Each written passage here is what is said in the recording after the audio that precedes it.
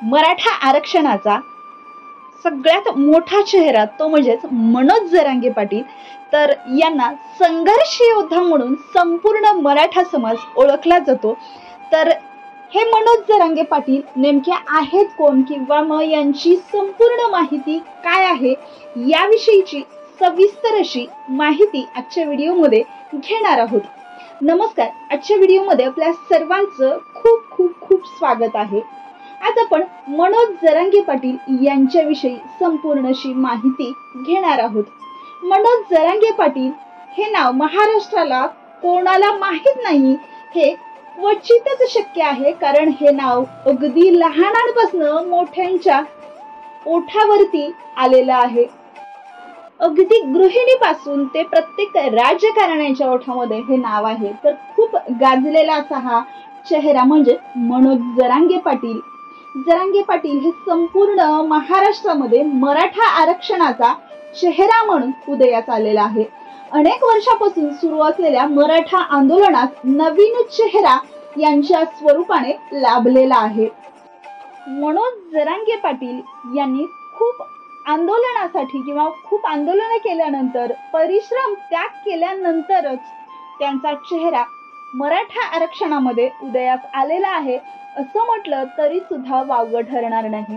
मनोज जरांगे पाटील हे मूळचे बीड जिल्ह्यातील मातोरी गावचे।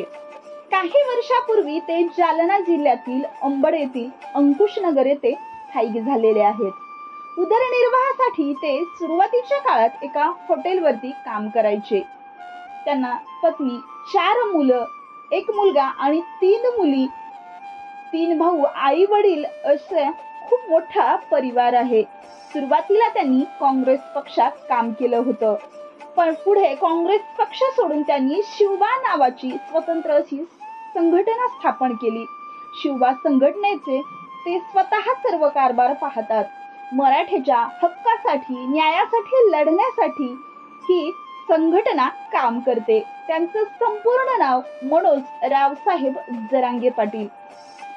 त्यांच्या संघटनेचं नाव शिवबा संघटना हे आहे। मनोज जरांगे यांच्या वडिलांचं नाव रावसाहेब जरांगे व आईचं नाव प्रभावती जरांगे आहे। मनोज जरांगे यांच्या पत्नीचं नाव सुमित्रा जरांगे, तसेच मुलाचं नाव शिवराज जरांगे।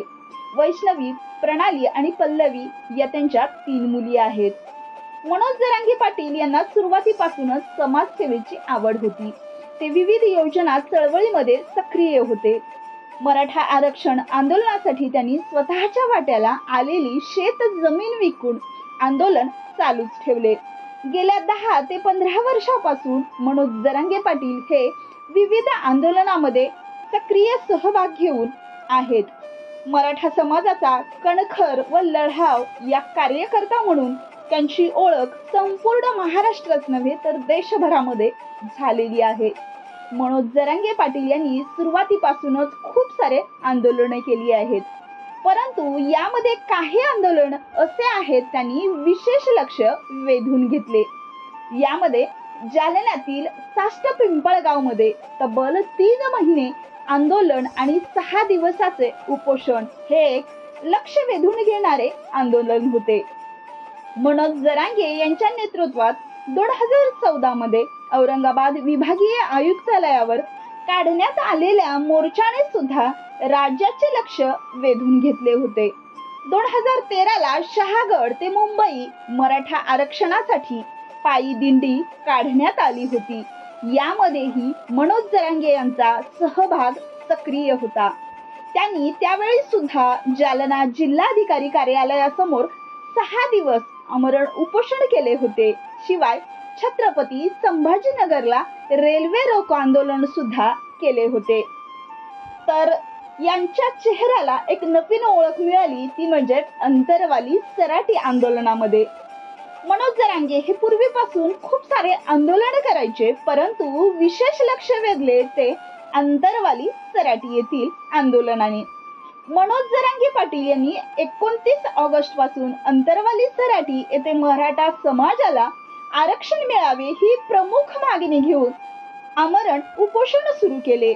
3 दिवस त्यांच्या उपोषणाकडे राज्याचे लक्षच गेले नाही। परंतु 1 सप्टेंबर रोजी उपोषण सोडविण्यासाठी त्यांच्यावर पोलीस लाठीचार्ज करण्यात आला.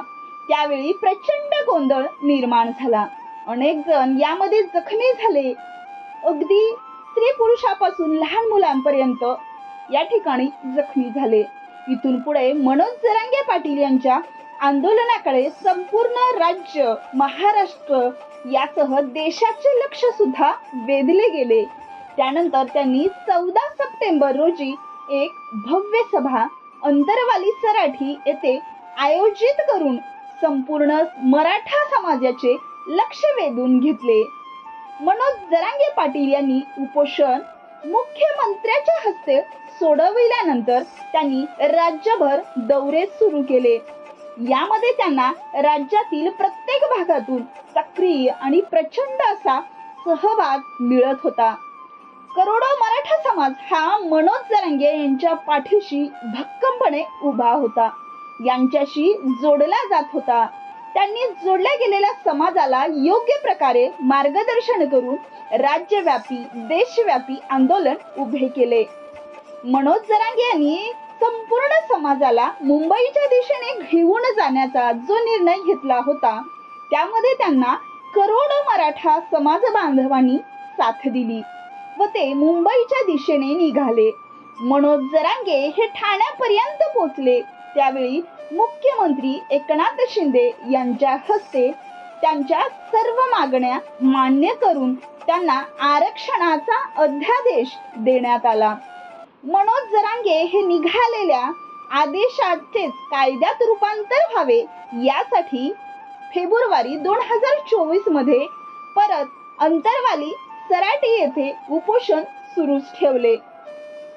तर मनोज जरांगे हा दुसरा तिसरा कोणी नसून मराठा आरक्षणाचा सगळ्यात मोठा चेहरा मानला जातोय. सगळ्या सोयऱ्याची जी अंमलबजावणी आहे तर ती पूर्ण कायद्याने व्हावी यासाठी आजपर्यंत मनोज जरांगे हे आमरण उपोषण करत आहेत.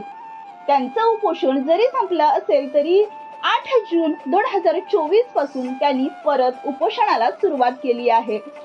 मनोज जरांगे पाटील यांनी तब्बल घरापासून 6 महिने लांब राहून जवळपास अंतरवाली सराठी येथे 15 ते 17 दिवसाचं आमरण उपोषण सुद्धा केलं होतं. मराठा आरक्षण मिळवण्यासाठी त्यांनी सुरुवातीपासून जे काही आंदोलन केलं आणि ते आजपर्यंत आंदोलन सुरूच आहे. कारण मराठ्यांना फक्त 10% आरक्षण मिळालेलं आहे, ती तरतूद झालेली आहे, पण ती अजून अंमलात आलेली नाही. तर यामध्ये सगळ्या सोयऱ्यांची जी व्याख्या केली होती किंवा मग सगळ्या सोयऱ्यांचा जो अध्यादेश काढण्यात आला होता तो लागू करण्यासाठी किंवा मग ज्या काही मागण्या मुख्यमंत्र्यांच्या हस्ते मान्य करण्यात आलेल्या होत्या तर त्या पूर्ण करण्यासाठी आजपर्यंत हे उपोषण चालूच आहे. तर मराठा आरक्षणाचा एक संघर्ष योद्धा, एक नवयुग म्हणून मनोज जरांगे पाटील यांच्या नेतृत्वाला ओळखला जातं. मराठा आरक्षणाचा संघर्ष योद्धा किंवा क्रांती सूर्य म्हणून मनोज जरांगे पाटलांची ओळख आहे. तर अशा या कणखर मराठा आरक्षणाच्या नेतृत्वाची माहिती जर तुम्हाला आवडली असेल तर या व्हिडिओला लाईक, शेअर आणि सबस्क्राईब नक्कीच करा. धन्यवाद.